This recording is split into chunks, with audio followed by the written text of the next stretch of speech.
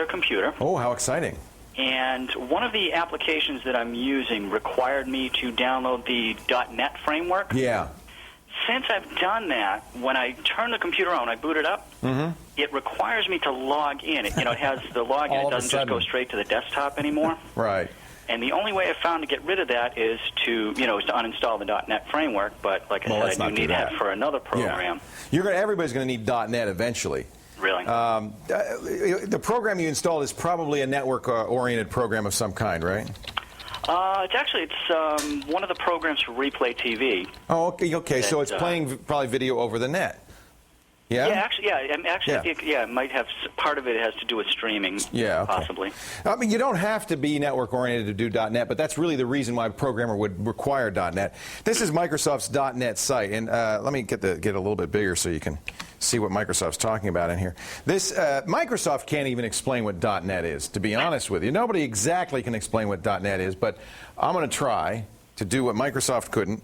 .NET is essentially a framework for applications that are designed to communicate over the network.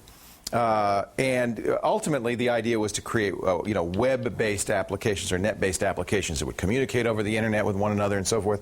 And Microsoft really is trying to move everybody towards .NET. It's in a way a replacement for Java. It's a replacement for standardized web browsing. You'll see a lot of applications like news readers and things like that will require .NET because it's just easier for them if they write it to use the .NET library. So in order to use that application, you had to download and install .NET. Easy enough to do. In fact, if you've run Windows Update ever, you probably saw it, not as a critical update, but as an available update to your system because Microsoft is kind of trying to get everybody to install .NET eventually at some point. So I'll show you real quickly. It's very simple to turn off that login thing. I think probably the reason that you see it is, and I'm going to guess on this one, but normally with Microsoft XP, Windows XP, if you only have one login, it won't ask you. The minute you have a second login, all of a sudden it wants to know, which one are you?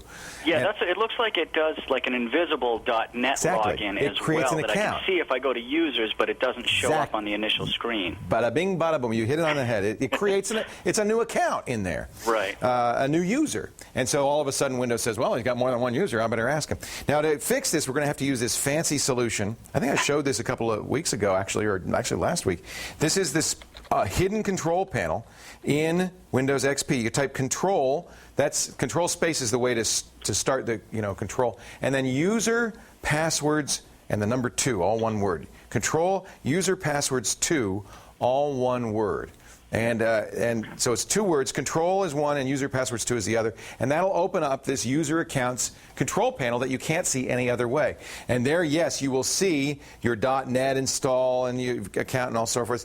But at the top, you'll see here this checkbox. Users must enter a username and password to use this computer. If you uncheck that, Matt, and click OK, then it'll ask you, well, who do you want to be when you log in? Who do you want to be when you grow up? And you say, Matt, and you put in your password. And from then on, you won't see that anymore. And you can leave .NET installed. In fact, you probably want .NET installed because more and more applications are going to require it, especially these network aware. So you got the Windows Media Center, huh? Did you get it to record video? I did to a degree, but unfortunately I'm real disappointed with it because the computer itself is really not that great. I have some issues with that as well, but that's nothing that's something that the manufacturer is trying to help me with. Yeah. It shuts down on its own a lot. Well, that's nice. So you have a replay, and you have the Media Center, and the idea was you wanted to share video between the two, or? Yeah, I've done that, and just trying to replace the replay at some point, but I don't think that's going to happen for a while. Yes, we have a Windows Media Center. I love the replay. I'll tell you, I have the DVR box from the cable company too, but I'm not ready to give up the replay yet. Yeah, replay and TiVo, unfortunately, are not available in Canada. Available in the States, and I think wonderful. In Canada, of course, you can get from the cable company and the satellite company. You can get your own digital video recorder. But I think TiVo and replay really are the creme de la creme. I haven't really played much. I bought the replay based on stuff that I'd seen on screensavers. Yeah. Well, you know why? We had one producer who was a replay fanatic, Joshua Brentano. Yeah. Crazy about the replay. Yeah, definitely. Yeah. Just the features right out of the box, so you don't even have to open it up to. Oh, it's great. It's got network aware. And everything. That's right. That's why they almost went out of business. That's why the movie company sued them practically to the edge of the cliff there. But Denon and Marantz picked them up for archival purposes. Of course, never anything else. Hey, Matt, thanks for the call. Leo, thanks. Huge fan. Glad to see you back on TV. Oh, it's great to be back, and I do appreciate Hope you you'll be being here on in the the States soon. We're working on it. Excellent. We're working on it. Thank you, Matt. Thanks Take a lot. Care. Hey, we showed you the Spot Watch, remember last week? If you want news, weather, and chat while you're on the go, but you don't want a watch that weighs 4 pounds and costs $400, there is a way to do it on your cell phone. Andy's going to show you how. Stay tuned. Meanwhile,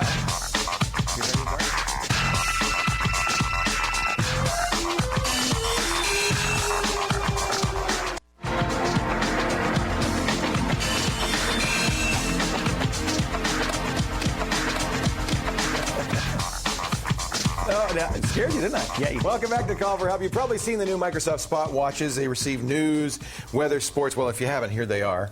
And we showed you these. But now Andy has a clever idea. Why buy a Microsoft Spot watch, pay $100 a year for the data, when you could do it all on your cell phone for free or cheap anyway? So let's see how you do it. Andy's going to show us how. So, hello, Cellphone. Does it matter which service you have, service provider? Yeah, depending on the content. Let's sort of talk about how you get it first, and we'll talk about the different content streams. So different service providers have different capabilities. That's true. Got it. Okay. That's true. And I'm going to hold this up. All right. So most phones these days have text messaging capability, which is sort of like internet chat for phones. SMS, yeah. SMS, short messaging service, blah, blah, blah, whatever. So I'm going to, on most phones, you can say create a message. I don't know if we're going to actually, here we go. There we go. And I'm going to say select, create a message. And you see it says new short message. So the problem for me is typing on a phone pad. Have you got like just sausage impossible, fingers? Yeah. Well, also there's no, it's numbers, not letters. It is. To get to C, you have to type 1 3 times. That's right. That's silly. Yeah, it is kind of good. Monica can do it. Monica can do it because she has fine, lovely lady fingers. Lovely lady fingers. I have man hands. Right. So, but you can type a message here if you don't have sausage fingers, and you can send them to your friends directly to a phone or via email too in some cases. So, but the cell phone company said, well, we're making loads of money this way, so let's invent short codes. So short codes is not a long phone number, but a short phone number, like 5 or 6 numbers, that which you basically talk to a machine, and you say, machine, I'd like this headline service. You request something. So you request, you subscribe. Oh. Right? So you can do this from the phone. So you can do this from the phone. You just go in, and you say, if you know the short code, you can punch that in, and then and in fact, I will show you. Oh, I'll be diggity dang. I had no idea. Right. So yeah, you don't do this on a website.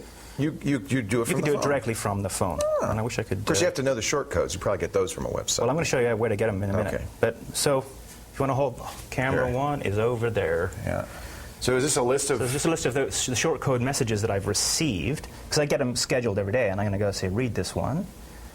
There you go. And you see all the headlines this is from CBC News here in Canada. So they send this to you? So they send this to you. Now, this may cost you depending on what kind of service you have with your phone company. Sometimes you pay 10 cents a message. Sometimes we you don't have to pay to all. receive. Right. So that's a service charge, and then you pay for the content. In this case, this is a CBC News short message. It's free. It's a freebie. Because we all pay. Because we all pay. It's a national broadcaster. Right. I'm going to show you on abcnews.com. They actually have a service for Americans, and. Well, I'm an American. Are you an American? For me. So they actually show all the networks that actually support their service. Ah, so if you have one of those phone, cell phone providers, you can do it. You can subscribe, and I think it costs you a couple of bucks a month. So here it's 55655. So that's your short code that you would type into the phone. So in effect, I'm going to send them a message. Right.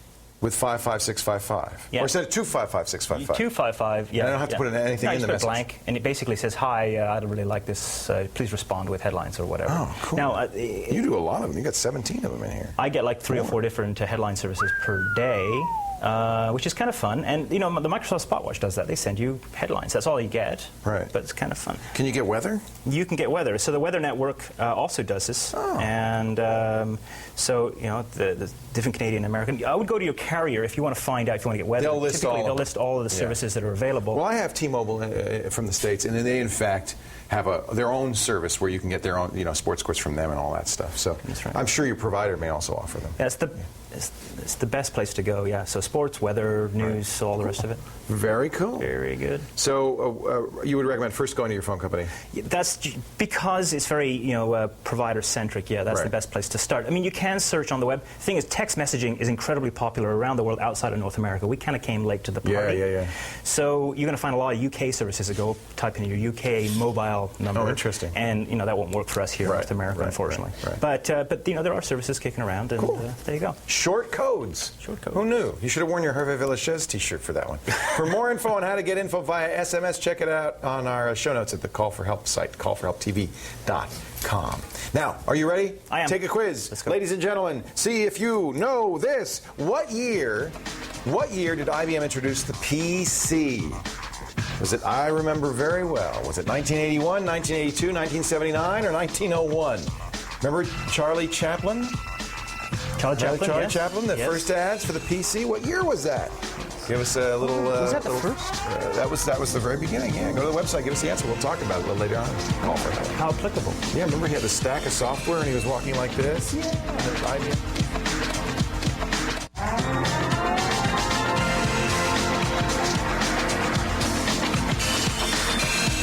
Welcome back to Call for Help. Leo Laporte here. Let's take a couple more calls here. I know Monster has her pick coming up in just a little bit. Free file coming up. Yeah. What do we got on the phone, though? Well, you know what? We've got another caller from Massachusetts. I can't believe it. I know. We've got Ryan from Boston. Boston. Ryan, how do you like her accent? That was horrible. Hey, Ryan. Welcome to the show. I got a question for you. Sure, go right ahead. I wanted to know, do you know why Apple prices their LCD monitors so high? Because they price everything high, don't they? Because they can. Look, they're great monitors. I'm not knocking them. I bought one. I bought a cinema display. But you're right, Ryan. The prices are a little bit steep on the Apple. Do they put anything special in them that makes their prices really high? I'll tell you the truth. The screens are the same. They get their screens made by PC manufacturers. Now, I don't know which ones. That's the problem. I've been told various things, but I don't know for a fact who makes these screens. But if you could figure it out, it's the same. You could buy the same screen for a PC, probably at least a third less, maybe a half less. I mean, they really are pricey, but because they look so beautiful. I mean, look at this aluminum bezel, but look, also for a 23-inch display, $19.99. For a 20-inch display, $12.99. I use on my PC, I use the Samsung SyncMaster, and I have a 20-inch. No, I guess I have a 19-inch display, which cost me $700. So there is a big difference, and I really do think Apple. It's like, BMW, you're paying for a brand name. You're not necessarily paying for the technology. Not that these aren't gorgeous displays. I think they're among the best displays out there. I think that's why you're paying more. They're beautiful. They're beautiful. They are beautiful. They're physically beautiful, but they're also very, very good displays. Yes. Now, interesting, I have the old 20-inch, and I was bemoaning to somebody, I think somebody from Apple, we won't name any names, that I didn't have the 23-inch because it's bigger. And he said, you have the better of the two because we use a better flat panel in the 20-inch. The quality is better on the 20-inch. So understand, they're buying these flat panels from somebody. They're buying the best they can for the size. They're marking it up. If you buy RAM from Apple, it costs more. Is it any better? No. It's just got Apple's brand name on it. If you buy a monitor, it's not. Now, if you're using a Mac, you kind of have to buy a Mac monitor because they have that unusual, ADB connector or whatever, DVI connector that's kind of strange. That powers the display and everything. I mean, you can get adapters, but it's really easier if you've got a Mac to use a Mac display. You can use PC displays on the Mac, but it's just easier to use a Mac display. Doesn't I know Sharp is one of the leaders. Sony is one of the leaders. Yeah, probably it's Acer or Sharp or Sony or BenQ or one of the big LCD flat panel display makers makes them. But Apple's not telling. Yeah, I think actually Apple doesn't make any of their stuff. Do they make the computers either? No, exactly. No. In fact, Sony for a long time made the Apple laptops. So, but that's true, by the way, in the PC world too. Very few. If you buy a laptop, chances are all the laptops are made by the same few companies in Taiwan. So. Yeah, it's just, you're paying for a brand name. Now, I'm not knocking these displays. I bought an Apple Cinema display. They really are good. But I just, I think that, there's nothing that makes them cost that much more except the brand name. Okay, Ryan, I appreciate the call. Thank you, Leo. Take care. Keep watching us in Boston. Baston. I think that's how you say it, Monica. Baston. Is that right? I don't know. Well, what is the capital of Massachusetts? I don't. We should have asked. Hey, Bethel. How you doing? Like my buddy Basil. It's Baston. Where in the world? Oops. Time for Monica's free file of the day, and we're talking about learning capitals, and we ain't talking capital letters here. Ceiling just came on. Oh, do you have a virus? Oh, stop. Stop scanning. We don't want to scan. Not right now. Go away. Later. That's good. I'm proud of you that you have an antivirus on there. That's Thank good. you. So this is called Seterra. Seterra. Well. Yeah, it's helpful for students who are in grade school. Okay, that's mine. You don't really. I have a 7th grader and a 4th grader. Oh, they could use this. They could use Seterra.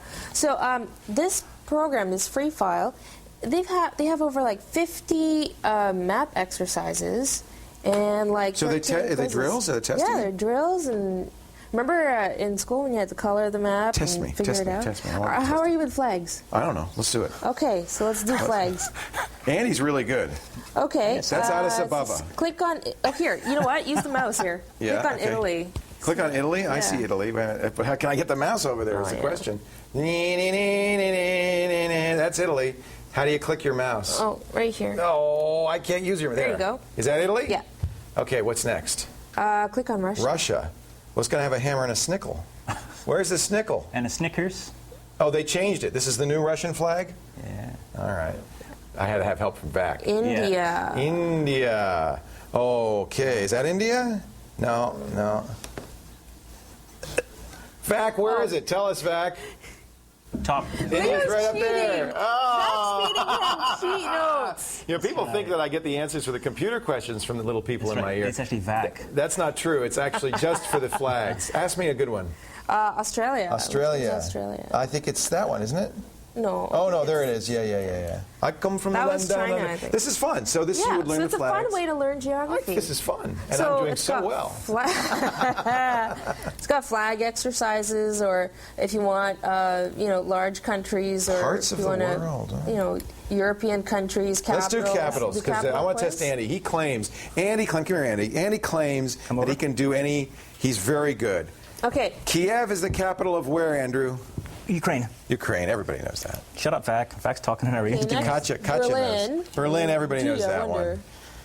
Yeah, you know that one. Okay, let's do a hard one. Okay. Capital of the UK is London? Yeah.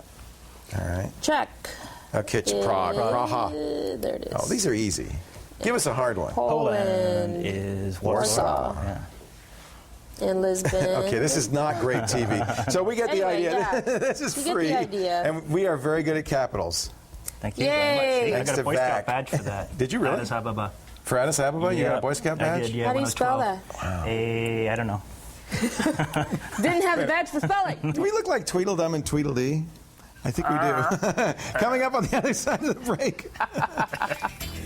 Photoshop expert Greg Danbrook and Call for Help continues.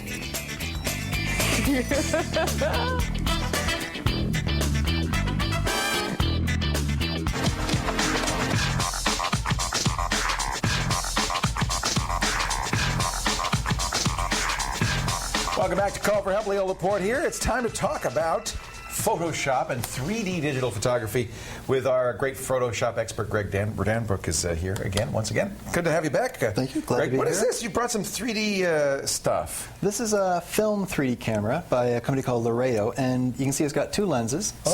So you would shoot and it would take two pictures. It takes two pictures on one piece of 35mm film, and then you process it like any normal film. And when you put it in the special viewer, that's my cat, Where's the Corky. picture? Where is it? Where is it? There it is. Okay. He's a Cornish Rex, that's why he looks so weird. You end up with two images with the viewer, puts them into one, and you see 3 dimensions. So this is like the old stereo opticons. These were It's exactly like that. People, kind of mock these, but they sold millions of these when they first came out. They were hugely popular in the 1950s with the ViewMaster. I had a ViewMaster. You bet. So did I. Stereo Realist. That was the thing where you'd look at the Niagara Falls and you'd press the button and you'd get the next picture. And the next you had picture, all and next the picture. Disney ones. Mickey Mouse, Does that look everything. 3D to you guys? No. But the cat looks weird. Oh. So we can do this in the computer. We can do it in the Who needs a computer. special stereo camera? Yep. You can either, with this, you shoot film, scan the prints, whatever you're going to do. Okay. Just to get the 2 images in. Okay. But coming up, there's a new generation of kind of homemade stereo digital cameras. This is one that I just ordered from eBay. I'd hoped to have it here today, but it's stuck at the border. You can see it's 2 Kodak DX3700 cameras. I could just see the customs official looking at this saying, what the heck is that? 2 electronic devices Somebody's wired together. Glued them together, yeah. It looks very jerry-rigged. It is, but I'm hoping it'll work well. I've seen some samples from it. The one camera triggers them both. The lenses are 2.5 inches apart, which was the same distance as human eyes, the old stereo realist from the 50 camera. Wow. And so that's the key. The distance between these two about has to be 2.5 inches. Has About to the be same as the eye distance apart. Yeah. Now, if you're shooting landscapes, there's something called hyperstereo, where you move the cameras farther apart. Wouldn't work close up. Okay. But we can do this in Photoshop as long as we have 2 images. You could take the 2 images, I guess, with a normal camera, just one after the other. Exactly. Yeah. The way you would do that, say you're going to take it with a single camera, find any object, whatever you're going to shoot, take an image, slide the camera sideways, 2.5 inches. As long as you don't tilt it, as long straight so sideways. use a book or something to keep it on the same plane. A book, a laptop. So you just go stereo viewer, sliding whatever. there without torquing it or anything like that. That's cool. Yeah. And does it have to be exactly 2.5 or just No, roughly 2.5? Roughly, yeah. If you're outdoors, you can just take a shot and just shift sideways a little bit, take another shot. And what you'll end up with is 2 images. That's what we got here. That's what we've got here. So what we're going to do, I'm going to show you how to take these 2 images and combine them into what's called a red-blue anaglyph. So that's the kind of 3D that these 3D glasses that you saw in the 50s at the movie theaters. That's what these were. The comic books in the 80s. Right. By having one eye see only blue and one eye see only red. So I would guess that what you would do is you'd have one image be blue, one image be red. And then you put them together using the channels palette. All right. Well, let's see how we do it on Photoshop. Okay. So here we've got a left image and a right image. So we take them both. It's like a Monet painting, isn't it?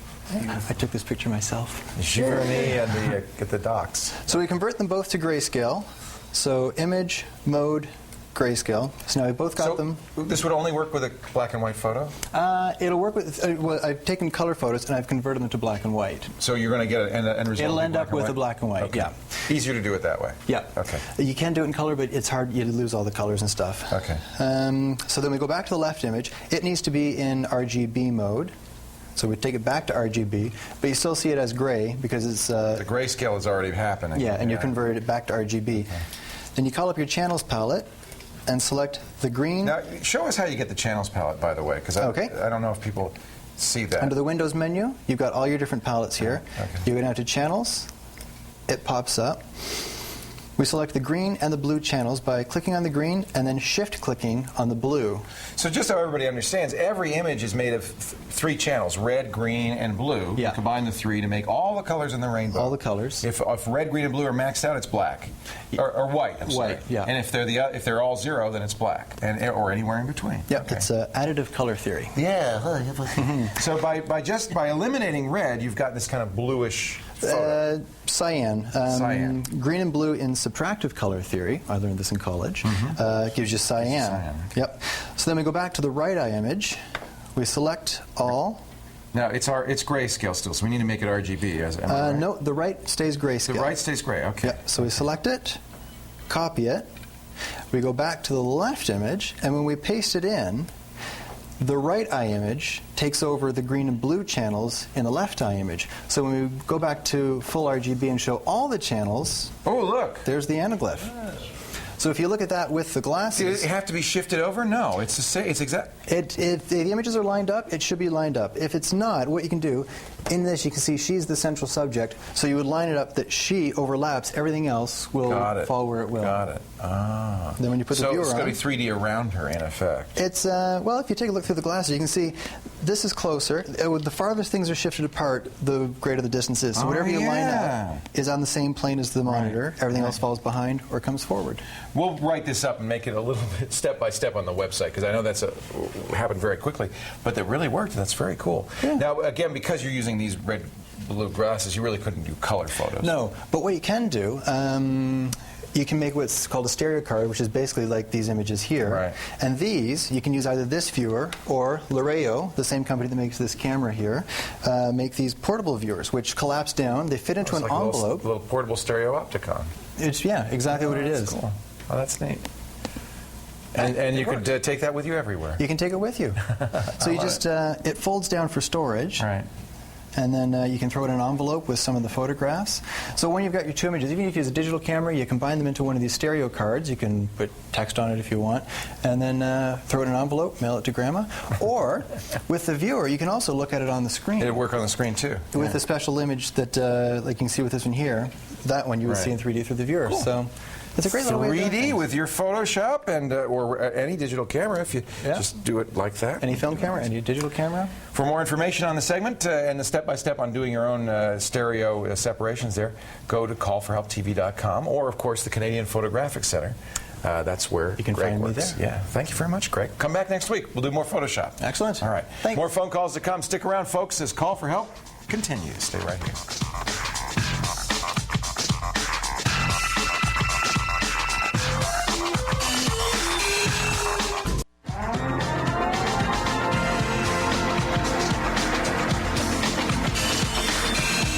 Like I said, it's completely lost on me. You know, I look at it and I go, looks normal to me. Looks like it's spreading rain. Poor Leo. Oh, poor me. Let's get some more calls. What do you say? Monica, you got anybody ready for us here? We do. We have a NetCam caller. Yes. And it's Zane from Calgary, Alberta. From Calgary. I should get my cowboy hat on for Zane. Hey, Zane, how are you? Hey, Leo. How's it going? It's going great. Welcome to the show. Oh, thank you. Long-time viewer, first-time caller. Oh, that's great. So, nice to are finally you have you back in Canada? Are you Thank you. Are you a student? Yes, I am. High school student. You're in high school. That's great. Are you a computer whiz too? I try to be here and there. Are you the guy? Are you the go-to guy in your school? Not the go-to guy, but I can do a couple of things on the computer. That's cool. Yeah. That means he's a hacker and he's hiding. What can I do for you, Zane? I have a question about domain name registering. Okay. I decided to make a website, and I went to GoDaddy.com to see if I could register my name. Right. So I typed in Zane.com, and I wasn't surprised when I found out it was gone, like someone already had it. Right. So then I tried Zane.net and then Zane.org, and those were also taken. So then I decided that why not just get a .ca site for Canada? Not? Yeah, that's a good idea. Yeah, so I searched all through GoDaddy, and I could not find any sort of way to get a .ca site. Right. So I searched on Google, and all the options that I have are $50 to $60 a year, while on GoDaddy it's something like $10 a year. So you know, it's funny because these national top-level domains like .ca, .us, .uk are usually free or very inexpensive. They were originally assigned to each nation, and each nation would get to choose its own national registrar. Of course, it's up to that nation how they want to do it. For instance, the small Caribbean island of Tuvalu happens to have .tv. Well, that's a great designation to have. Yeah. And they decided, well, we're going to make a little money on this, and so those are very expensive. But you'd think Canada, for instance, in the United States, you can get a .us domain free. But you have to get the locality. So, for instance, if I'm in San Francisco, I could get leo.sf.ba.ca.us.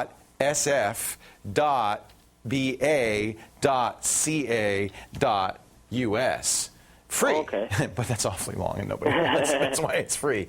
Let's go to CIRA. This is the Canadian Internet Registry, Registration Authority. They are the national chartered organization, as each country has one, for registering the domain names in Canada. And they are the .ca registrar. Now, here you can find a list of .ca domain name registrars that are legitimate. Okay? So if you want to look at the list by name, or by territory, we can do it, and I'm going to generate a list here, and there's quite a few, which means you can shop around. Now, I don't know if there's one as cheap as GoDaddy. Right. You'll just have to look, but as you can see, there are a lot, and I imagine it's just as competitive for the .ca as it is for the .com. Yeah. So, goodness, I mean, it looks like there's 50 or 60 of these here. So go to CIRA.ca. Okay. And see, let's go to .ca. I'm just picking one at random from the list here. Okay. And see how much it would be. We want to get a .ca domain. Let's see. You want ZAIN, right? Yeah, ZAIN. Yeah. Sorry, ZAIN. That's Canadian. I forgot. Okay. All right. We're going to go there right now. And all right. Let's see. I have to get in securely. Well, look, it's available. No, let's see how much it is, though. $50? Oh, forget them. Yeah. So you've gone to a lot of them. Is that pretty commonly the case? Yeah, Andy, that's mostly the case. $50, $60 sometimes. What's your? Here's one $39. That's not pretty American. too bad. That's easydns.ca. Yeah. Yeah. Budgetnames.inc. Let's try that one. That's Katya, who's. So how'd you know that, Katya? Did you register Katya.ca? Yes, you did. $12.90. Now we're getting there. Now, is that Canadian dollars? That's Canadian, baby. That's Canadian. So how's that one for you? Well, that's good. That's good. Thanks to Katya in the control room, our assistant director, who came up for that. It's budgetnames.ca. So, all of these are approved by CIRA. That's why I suggested going to CIRA first, but we just saved you a whole bunch of searching. All right. That's great. So we'll look for Zane.ca. And, hopefully, you'll see it up there in a little while. Any minute now. Any minute, yeah. Budgetnames.ca. Thank you, Zane. All right, thank you very much, I appreciate Leo. it. Take care. Hope to see you at the Stampede next year. I got my hat. You got your hat? Woo! All right. I would love to go. The Stampede's now 2 weeks, isn't it? Or 10 days? Yes, it's 10 days. Yeah, It's in really. July. That must be exhausting by day 10. Do you actually, now you're a native, do you stay in town or do you leave? You get the heck out of there? Oh, me? I actually worked at the Stampede this year. Oh, what'd you do? Oh, I was a parking attendant. You need lots of those. Here's my pony. You can park that there, Zane. I'm going to go on in. Hey, thanks for the call. Oh, thank you very much. Take care, Zane. Okay. Oh, that's bye. great. Then thank you, Katya, for finding budgetnames.ca. $12.90. That's a good deal. Yeah. Limited time special for new domain registration. It's like $2 American. In real money. All right, it's time for our quiz. Here you go. Let's test your tech knowledge. What year did IBM make the first PC? The very first PC. Was it 81, 82, 79, or 1901? Go to the website, give us the answer. We'll talk about it. And Call for Help continues.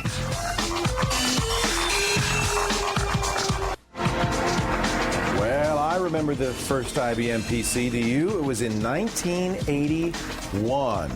And Charlie Chaplin was the spokesman. Remember that? Of course, he was long gone, but they had a look-alike, and he had a stack of software like that, and he had the cane, and he was walking along.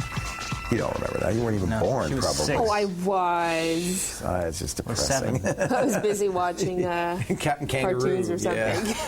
Yeah, all right. But I hope you got that right. If you did, you're smart. You got a memory. You don't remember that either, do you? No, I do.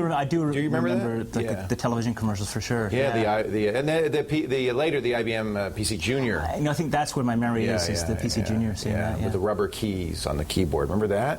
Oh, it was the worst keyboard ever. Yeah. Oh, those chiclets, Yeah, they're terrible. Anyway, enough of that. Enough of that. It's time to get some of those in. That should be fun. Oh, it would be fun if we could find one. Sean's been threatening to bring that in. He has a PC Junior? Well, some of the old stuff. I don't know what he has. Terrible computer. Just the worst. Even a flop for IBM. But he's been threatening to bring in some sort of antique-y type technology from way back when. So Well, you said your first computer was an Apple II. I remember when the IBM PC came out, Apple bought a full-page ad in all the newspapers saying, "Welcome, IBM. Seriously, we're glad to have you in the PC." Yeah, boy, they changed their tune after that. But at the time, they were saying, "Look, this validates what we've been saying all along. The personal computer is a real thing, Yeah. Anyway, it's time for a monster pick of the day. All right, I forgot. The monster is here. Gas prices, right? Is it expensive? Is gas expensive here? Yes. Because it's terrible where I come from. Nutty. It's a metric, though, so it's cheaper, obviously. Yeah, right. You only pay for the liters. But our gas prices are very high in California because there's a lot of rules that make it more expensive there. But how do you find out where the cheapest gas or the most expensive gas is? Monica has a site that will help us. Yeah, it's a cool little site that I came upon. It's called GasBuddy.com. And Gas Buddy. Yeah, so front page, of course, it'll give you, another map today. Wow, I thought this was the geography program. Yeah, I know. So let's go to Toronto, just because we're here right now, and you can check out. So a bunch of users sign in. It's kind of like a forum, right? sign in, use a username, and you post, what you've seen. It's 72 cents at the 7-Eleven at Western and Rutherford. Quick, everybody! Yeah, everybody go. Do you notice that sometimes they'll do that? They'll give you a special price, and then there'll be a line around the block. Oh, yeah. And then you end up wasting like half a tank waiting for... Exactly. Took you 3 days to get the gas, but you saved a nickel. Yeah. Yeah.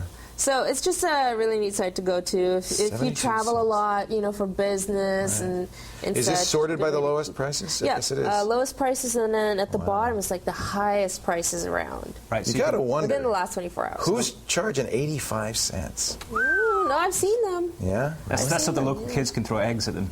Yeah. Or something like that. Yeah, right. That's just that just make you mad. Just make you angry. Just make you mad. Yeah, Well, we know where it what is. you have here in San Francisco. Yeah, you want to see now? This will be in U.S. dollars, and Yeah, it'll be we're per still trying to gallon, work not per out the liter. conversions, yeah. So it's hard for you to make the conversion. $1.99 is pretty cheap.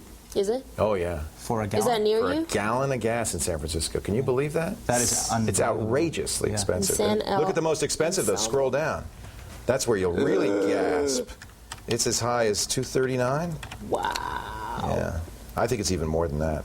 Is that near, do you know of these? Yeah, 19th and Junipero Serra. I know. I've been to that Chevron. In fact, that's where I buy my gas. Oh, my goodness. Man, you I'm are not being kidding. cheated. That is actually, I am not kidding. That's wow. When I get off the plane, I go right by it in the airport, and that's where I stop and get my gas. And now I know I'm buying it at the most expensive gas station in San Francisco. Right. Well, there you go. I'll be dang. So check out the list here of the lowest prices. No, I'm not driving over to Drake Boulevard for the Red Hill Circle K. See, that's the problem. I like to buy brand name gas. Oh. I don't know what gas and shop is. And I don't know if I want that in my car. Petrol. Do you call it petrol? Not here, no. No, we call it in England, though. In England, maybe. GasBuddy.com, Monica's pick of the day. That's a great pick. Da-da-da-da. Way to go, Monica. I love that. Well, especially, I mean, for me, it has a deep personal meaning. Like I've been overpaying for my gas. So I'm going to buy gas before I leave for home. Leave home next time. That's right. Put it in your Go. suitcase. See, I'm going to save you a few bucks, and you can buy us like dinner or something. Yeah, some jujubes. Do we have a caller? We do. All right, let me do the walk while you do the talk. Okay, we've got Trent from Tumblr Ridge, Hey, Columbia. Trent from Tumbler Ridge. How are you, Trent? Hey, Lulu. I'm doing pretty well. Well, it's good to have you on the show. Thanks for calling. Yeah, you think gas prices are expensive in Toronto? It's 90 cents a liter here. Whoa. Wow, that's 10 cents above. That's a lot more. Yeah, and we're in the heart of oil and gas country, Yeah, you'd too. think. So, they're pumping it out of the ground like 10 kilometers from where we live, and... That's because they have to ship it somewhere and then ship it back to you. Exactly. Ship it to the refinery and ship it back. In California, it's more expensive because California state legislature requires that a certain percentage of gas in California be refined in California. So we pay more because they want to give the business to California refineries, so they could save money. Anyway, it's very silly. protectionist. What do you think the most expensive gas in Canada is, Trent? Where do you think that would be? Do you think it's in Tumbler Ridge? No, if you head north into the Yukon, I think it gets a little more pricey. Oh, yeah. Absolutely. They have to bring it in hand buckets. That get very expensive. What can I do for you today, Trent? Okay, well, I just upgraded to OS 10.3 from 9, and I'm loving it, but it has a couple issues that I'm concerned about. I have issues. Okay. Okay. I take a lot of digital pictures, and so I need to burn a lot of CDs. And every time I try and burn a CD, if I do anything else on the computer, it won't burn the CD. Oh, I see. What happens? Is it? Do you get basically a coaster, right? No, actually, it tells me that this cannot be used. It spits it out. Yeah. I put it back in, and it works fine as long as I don't do anything. Right. Even if mail checks the mail automatically in the background, it'll crash. How fast a processor do you have? 466. Oh, you have an older Mac. I have an older G4. Okay. Well, this was actually very common in the earlier days of CD burning until about 2 years ago. And the reason is when you're burning a CD, you're in the normal case of you're burning it in what we call disk at once, where once you start that burn, let me get a CD here and I'll show you. Once you start that burn, you cannot stop till the burn is done. So if anything happens, for instance, you're going along here, you're burning, the laser's burning, and then, Trent's checking his mail, and we run out of data, that's a coaster. You cannot finish that burn because It had to be burnt all at once. The data can't stop. Now, that's a problem, especially on slower machines, where the minute you do start checking the mail or surfing the web, the buffer that's feeding data to this burn is going to not get filled because the computer gets busy. So you're making it busy. All you could do at this point, Trent, is walk away from that PC and let it burn. If you run anything else, in fact, I'd close as many programs as you can, you're going to have a problem. Now, more recently, they've come up with ways to solve this. Basically, they've come up with CD burners that can pause. They sometimes call it safe burn or burn proof, where if it runs out of data, halfway through, it just stops. It waits, goes, give me some data, gets the data, and continues the burn, and that disk is going to be okay. So it's not a problem on late model CD burners, but I think you have an older Mac with older CD burner, plus it's compounded by the fact that the processor's slower. How much RAM do you have in there? 3 something, just about 400. One thing I would try first is putting more memory in. Okay. Because one of the things that's going to slow that computer down is if it runs out of memory, it's going to have to go swap memory out to the hard drive, and it's going to get busy doing that. It's going to be too busy to keep that buffer full as it's burning the CD. So you may be able to do stuff in the background. I would at least try putting more RAM in. That'll speed everything up. If it doesn't help, then it's time to get a cup of coffee and walk away because you can't do anything. Okay, so it's a hardware issue. It's not a software issue. It's a hardware. I believe it's a hardware issue. It's compounded by the fact that you have a slower computer and you don't have a modern CD burner. Okay. Yep. Yep. And all the CD burners you buy nowadays are capable of pausing. They all have burn proof or. Is it safe burn? Is that what we call the other one? I've never heard of that before. Secure burn. Is it a Mac technology? No, they're all, the truth is, there's one company that makes burn proof and then all the rest make the other one. But I just can't remember what it exactly is. But it doesn't matter. Any CD writer you buy nowadays is capable of pausing. Yes. Remember that was a big problem. We used to get a lot of coasters in the early days of CD burning. I still do. Do you really? Yeah. I mean, I don't know. I may be just doing stuff wrong or whatever, but I'd say one in 3 I lose. Really? Yeah. But then again, I tend to be very impatient. Well, that's the problem. Is people like you, Andy, who just cannot walk away from the computer. Say, well, I'm just going to surf the net a little bit. It won't hurt. Then of course you get a bad CD. Yeah. So Trent, walk away. Okay, that's what I've been doing, but I just thought there might be some. I don't think there's a software fix. Would... No, I'm afraid not. Hey, thanks for the call, Trent. Not a problem. Yeah. Take care. It's good to talk to you. Stick around. Bye-bye. Some final words when we come back, and I'll tell you how you can be on the show. Stay right here. Yeah, I'm learning things.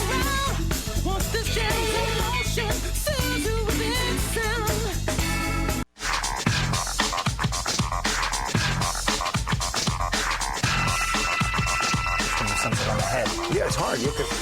Welcome back to Call for Help. Andy and I are talking about this safe burn or burn proof, which is the technology that allows you to make these good discs. It's funny, it's not, but I'm surprised to hear that you're still getting coasters because it seems like it's not been a problem. I haven't had a coaster in ages.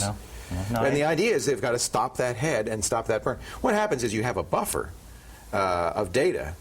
As it's burning, it loads that buffer. In fact, some of the programs will show you the buffer going up and down as you're burning. If that buffer runs out, the drive doesn't have any recourse if it doesn't have burn proof. If it can't pause, it says, I'm sorry, I ran out of data. I'm done. This is a coaster. I know I'm getting coasters because I use a Pentium 2 400 to do all of my burning. Oh, no That's wonder. It's an old technology. Well, in theory, if you have a drive with burn proof, you might want to look and see get a newer CD burner. Do you have a fast CD burner? 8X, 16X? No idea what's in there. I mean, literally, I do. If you get one of the new ones, they'll have this burn proof, and even if the processor doesn't keep up, once the buffer runs out, the head stops, it freezes. I'm sure the drive continues to spin, but the head just waits, and then it can continue to burn once it gets more data in the buffer, which it will eventually. But even if it's half a second, it's dead. We're putting Monica to sleep here. Poor Monica. No. I'm actually quite interested because I need a new CD burner as well. Well, any CD burner you buy nowadays will have it, but you should look at it. It'll say on the box burn proof or safe burn. And it's not software, although in the first days of it, you could enable that. There was a little checkbox in the software. Now all software just assumes that you have that kind of capability. One would hope. Have you found any good gas prices? Well, actually, I was thinking for Trent. If he's anywhere near Abbotsford or Kamloops, it's about 80 cents a liter. I love Kamloops.